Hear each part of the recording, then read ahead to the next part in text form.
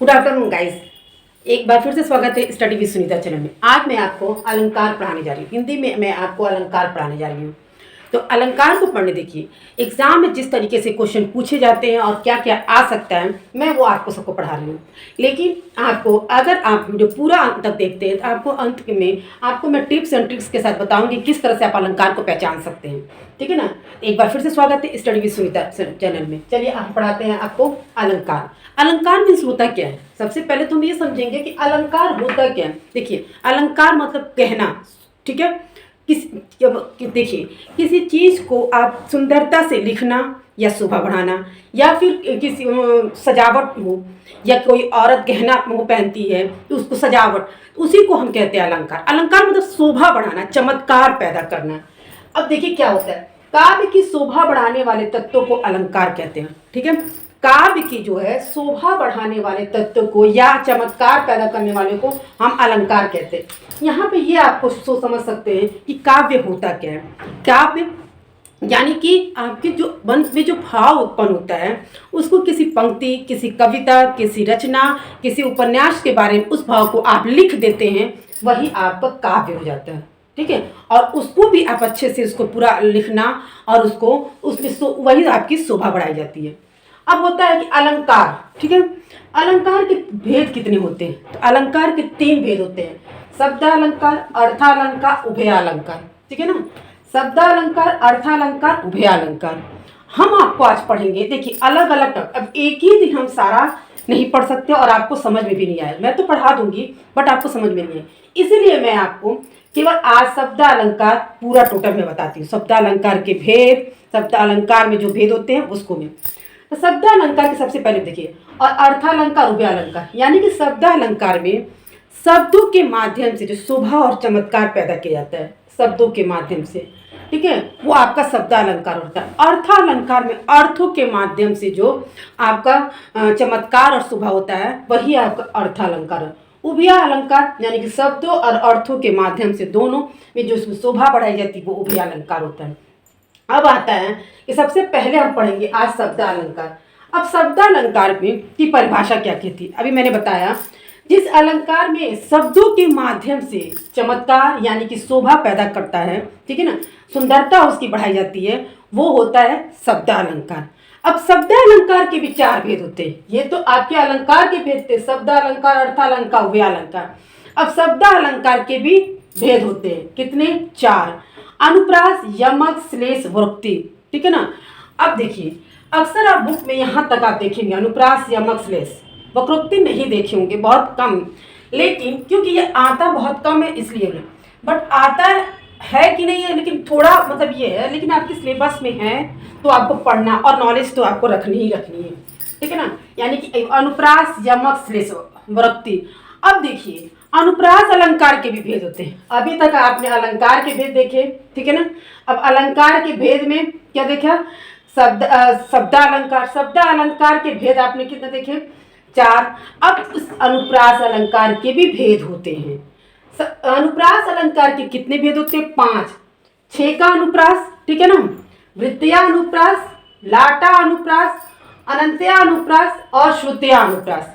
ये आपके जो होते हैं अनुप्रास अलंकार के भेद होते हैं। यानी कि आपके शब्दालंकार के भेद में जो अनुप्रास अलंकार आता है, उस अनुप्रास अलंकार के भेद में 5 भेद में जो होते हैं, वो 6 का अनुप्रास, वृत्तिया अनुप्रास, लाटा अनुप्रास, अंत्या अनुप्रास, श्रुतिया अनुप्रास। ये किसी भी टीचिंग के एग्जाम में आप दीजिएगा, और वैसे तो हिंदी की बहुत ही मस्ट है और सभी एग्जाम्स में आते हैं, और ये तो ऐसा टॉपिक है अलंकार कि सारे एग्जाम्स में आते हैं, लेकिन टीचिंग वीचिंग के एग्जाम में तो बहुत ही इंपॉर्टेंस है। ठीक है ना। किसी भी सीटेट, टेट और यूपीएससी किसी भी एग्जाम में आपको अलंकार तो आता ही आता है। इसीलिए आपको एक पूरे डिटेल से बताया जा रहा है ताकि आप एक एक चीज समझेंगे। अब चलिए देखिए, 6 का अनुप्रास। अब 6 का अनुप्रास क्या होता है?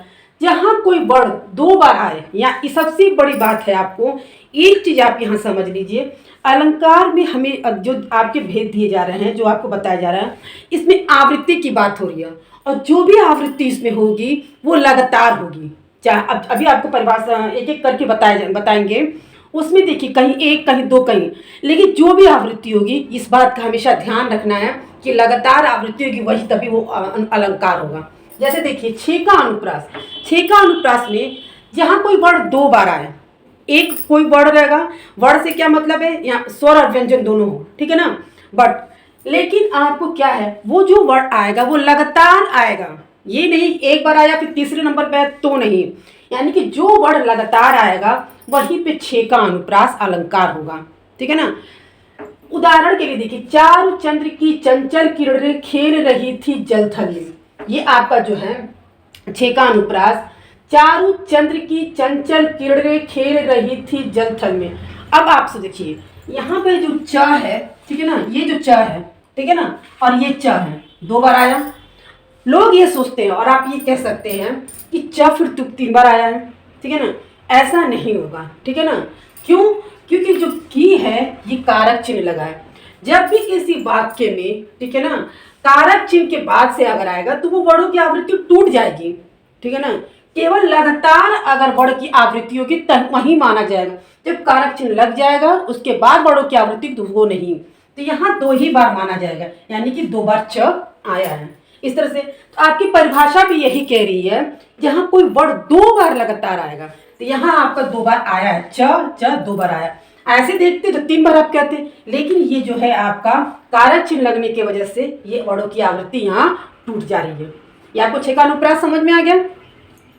नेक्स्ट है वृत्तीय अनुप्रास, ठीक है ना। तो वृत्तीय अनुप्रास में क्या होता है, जहां एक वर्ण की आवृत्ति लगातार 2 से अधिक, 3 बार 4 बार 5 बार, 2 से अधिक यानी कि 2 तक केवल था, वो क्या था आपका 6 का अनुप्रास। वृत्तीय अनुप्रास में आपका होगा 2 से अधिक, 3 4 5 ऐसे करके होगा, लेकिन जो भी होगा वो लगातार होगा, जो भी होगा वो लगातार होगा। वर्णों की जब आवृत्ति होगी तो आपका होगा वृत्तीय अनुप्रास, ठीक है ना। देखिए इसका उदाहरण देखिए, तरनी तनुजा तट तमाल तरवर बहुछाए, ये सब उदाहरण हमेशा बुक में देखते भी रहते होंगे। तरनी तनुजा तट तमाल तरवर बहुछाए, यहाँ पे क्या है, हमने बताया इस परिभाषा में 2 से अधिक बार, 2 तक केवल रहेगा वहां, जहां पे वहां पे क्या होगा 6 का अनुप्रास, जहां आप 2 से अधिक देखेंगे वहां वृत्तीय अनुप्रास हो जाएगा। यहाँ देखिए त 1 बार 2 बार 3 बार 4 बार 5 बार, यहाँ पे जो वर्ण यानी कि त की जो आवृत्ति 5 बार हो रही है, ठीक है ना, इसलिए ये कौन सा हो गया, वृत्तीय अनुप्रास। अब आता है लाटा अनुप्रास। लाटा अनुप्रास में है जब किसी वाक्य या उपवाक्य की आवृत्ति अर्थ में वही होता है लेकिन मूल अर्थ उसका अंतर होता है। वाक्य और उपवाक्य से मतलब है कि जो ऊपर की वाक्य होगी वो नीचे भी जो होगा सेम, दोनों वाक्य आपका एकदम सेम रहेगा, लेकिन अंतर सिर्फ कहीं कहीं ऊपर में कहीं कॉमा या नीचे में कहीं कॉमा, कुछ ऐसा अंतर होगा जिससे उसका मूल अर्थ पूरा बदल जाएगा। या फिर कोई ऐसा एक शब्द ऐसा होगा जो ऊपर और नीचे में कहीं ऐसा कोई एक शब्द होगा जो अलग होगा जिसकी वजह से अर्थ वही होगा, नहीं तो ऊपर नीचे दोनों का वाक्य उपवाक्य होगा या तो आधा मतलब होता है और वाक्य पूरा हो गया। तो जब भी देखिएगा आप कि कभी भी ऐसा होगा कि ऊपर में देखिए, अब जैसे देखिए यहाँ पे क्या पुत पुत, लेकिन यहाँ कपूत हो गया या सपूत हो गया, यानी कि इसका अर्थ अलग इसका अर्थ अलग। काहे काहे, धन धन, संचय संचय, यानी कि इस पूरे वाक्य में ऊपर नीचे सब सेम है और सेम ही अर्थ भी होगा, लेकिन यहाँ एक शब्द अलग होने से कपूत और सपूत, ठीक है ना, ये दोनों अर्थ इसका अलग है। कपूत मतलब बुरा पुत्र, ठीक है, सपूत मतलब अच्छा पुत्र, यहाँ हो गया। लेकिन इसी के और कभी कभी ऐसा भी होगा, इस तरह से भी आप पहचानेंगे कि जब भी आपको वाक्य दिया रहे उसमें कोई एक ऐसा शब्द रहेगा ऊपर नीचे में जो अंतर दिखाएगा जिसकी वजह से पूरे उस वाक्य का मूल अर्थ बदल जाएगा, ऐसे भी होगा। दूसरा ये भी होगा कि कभी कभी वाक्य वही रहेगा ऊपर नीचे, कॉमा का ऊपर नीचे में डिफरेंस हो जाएगा। जैसे एक उदाहरण आपका है कि राम भजन करत नाई भव बंधन भयताही। देखिए एक उदाहरण देता है, वो है राम भजन करत नाही भव बंधन ताही, एक है राम भजन करत ताही भव बंधन ताही। इन दोनों वाक्य में क्या है कि केवल डिफरेंस क्या है, अंतर क्या है, केवल कॉमे का, तो यहाँ कॉमा से उसका मूल अर्थ बदल जाएगा, लेकिन यहाँ पे एक शब्द से। अब जैसे पुत्र का पुत्र कहाँ है, धन, भाई जब पुत्र आपका बुरा है तो धन संचय करना बेकार है क्योंकि बर्बाद कर देगा। और पुत्र सब पुत्र कहाँ है, धन संचय, अगर पुत्र अच्छा है तो धन संचय क्या करना, क्योंकि वो तो भाई अपना बना लेगा, वो उसकी क्या वो करना है, ठीक है ना। इस तरह से अंत्यानुप्रास मतलब होता है अंतिम, अंत्या मतलब ही हो गया अंतिम। तो जहाँ पे जिस पंक्ति में अंत्यानुप्रास होना है वहां पे क्या होगा, एकदम अंतिम का वर्ड देखिएगा, ठीक है ना, अंतिम का अक्षर अंतिम का वर्ड, लेकिन यहाँ पे हमेशा क्या रहेगा, व्यंजनी रहेगा। यहाँ पे वर्ड से मतलब व्यंजनी से है। यहाँ होगा तो ये होगा आपका आवृत्ति जब होगी तो यहाँ पे अंत्यानुप्रास है। लेकिन देखिए बार बार आपके सारे अलंकार में मैंने लगातार लगातार बताया है, तो यानी कि अलंकार में लगातार से ही मतलब है, ये नहीं कि एक बार हो गया फिर तीसरे नंबर पे, ऐसा नहीं है। तो यहाँ पे देखिए प्रभु जी तुम दीपक हम बाती, ये हो गया, जाके जेती बड़े दिन राती, यहाँ हो गया। यानी कि ये देखिए जगह कम होने की वजह से हमने ऐसे करके लिखा, लेकिन ये जब आप यहाँ लिखेंगे तो ती और ती दोनों ऊपर नीचे दोनों का अंत जो है, अंतिम जो वर्ड है, आवृत्ति लगातार हो रही है, ठीक है ना। अब आप ये कहेंगे कि ऐसा तो हमेशा से होता है पद में पंक्ति में से, देखिए जब भी पंक्ति में, अब अधिकांश आपको पंक्ति में अंत्यानुप्रास अलंकार होता ही है, ठीक है ना। लेकिन अगर ऐसा हुआ एक यहाँ पे, तो देखिए अगर मान लीजिए एक वर्ड ये हो गया, दूसरा वर्ड यहाँ पे, ठीक है ना, और तीसरा वर्ड यहाँ पे, अगर ये मिलता है ये मिलता है, वर्ड की आवृत्ति अगर लगातार होती तब आपको अंत्यानुप्रास होगा, ठीक है ना। अगर यहाँ पे होगा और यहाँ पे होगा और ये बीच में नहीं होगा तब अंत्यानुप्रास नहीं होगा। जब भी अगर पंक्ति में लगातार गुण होगा तब अंत्यानुप्रास होगा, अगर नहीं होगा पहले पे हो गया दूसरे पे हो गया फिर पांचवे पे हो गया, ऐसे करके पंक्ति दी रहेगी तब वहाँ अंत्यानुप्रास। लेकिन ज्यादातर पंक्ति में अंत्यानुप्रास होता है, ठीक है ना। ये समझ में आ गया आपको। श्रुत्यानुप्रास, देखिए जहाँ एक ही वर्ड की वर्णों की आवृत्ति, सिर्फ एक ही वर्ड की आवृत्ति, जब वर्णमाला में आप पढ़े होंगे क वर्ड, ठीक है ना, च वर्ड, ऐसे करके है ना, ता वर्ड, तो देखिए एक ही वर्ड की आवृत्ति यहाँ दिया जा रहा है। यानी कि जो वर्ड होगा, यानी कि देखिए जो वर्णों की वर्णमाला में जो पहला वर्ड होता है, ठीक है, उसी के जो से होता है वर्ग होता है, ठीक है, क वर्ग, च वर्ग, त वर्ग, प, ऐसे करके है आपके, उन वर्ग में 5 वर्ड होते हैं। तो यहाँ पे कौन सी बात कह रही है कि त वर्ग, यानी कि त वर्ग की वर्णों की आवृत्ति होगी, और त में जितने वर्ड होते हैं त, थ, द, ध, न, यानी कि 5, इन 5 वर्णों में से कोई भी वर्ड का आवृत्ति अगर होगी तो वहां पे होगा श्रुत्यानुप्रास, ठीक है ना।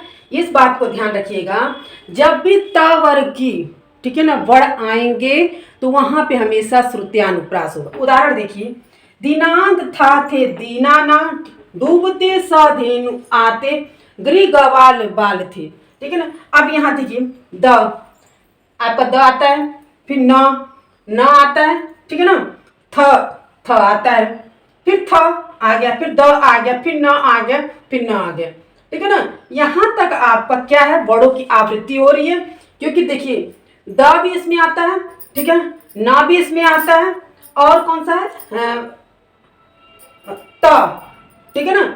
यानी कि जो भी होगा यहाँ लगातार है, यहाँ भी द हो रहा है, द यहाँ भी, न यहाँ पे भी, न यहाँ पे भी, थ यहाँ पर भी, थ यहाँ पर भी, ठीक है ना, त है तो त यहाँ पर भी, ठीक है ना।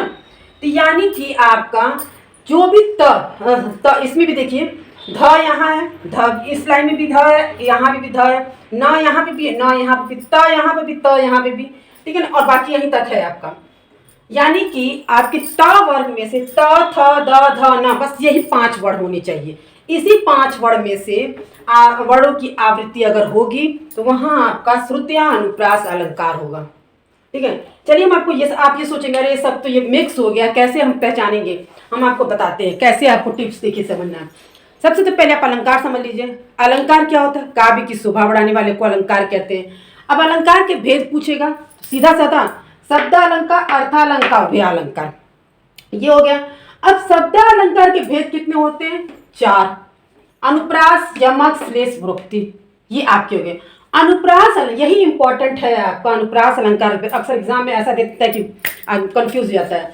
अनुप्रास अलंकार के भेद कितने होते हैं, 5, छेका अनुप्रास, वृत्त्यानुप्रास, लाटा अनुप्रास, अंत्यानुप्रास और श्रुत्यानुप्रास। अब आप ये सोच रहे होंगे कि सब में वर्णों की आवृत्ति होती है, कहीं 1 कहीं 2 कहीं ऐसे करके है, हम तो कंफ्यूज जाएंगे। नहीं, कंफ्यूज होने की जरूरत नहीं है। देखिए टिप्स के समझिए, छः का अनुप्रास में जब भी वर्णों की आवृत्ति होगी वो 2 बार होगी, ठीक है ना, क्योंकि भाई एक से जब अधिक होगी तभी आवृत्ति होगी, एक रहेगी तो क्या आवृत्ति होगी, यानी आवृत्ति में बार बार आना, तो यहाँ पे हमेशा 2 बार होगी, वो हो जाएगा 6 का अनुप्रास। वृत्तीय अनुप्रास में होगा जब 2 से अधिक होगा, ठीक है ना, जब भी 2 से अधिक होगी वर्णों की आवृत्ति 3, 4, 5, ठीक है ना, तो जब 2 तक देखिएगा तो 6 का अनुप्रास होगा, और आपके ऑप्शन में इस तरह का दिया होगा तब 6 का अनुप्रास हो जाएगा।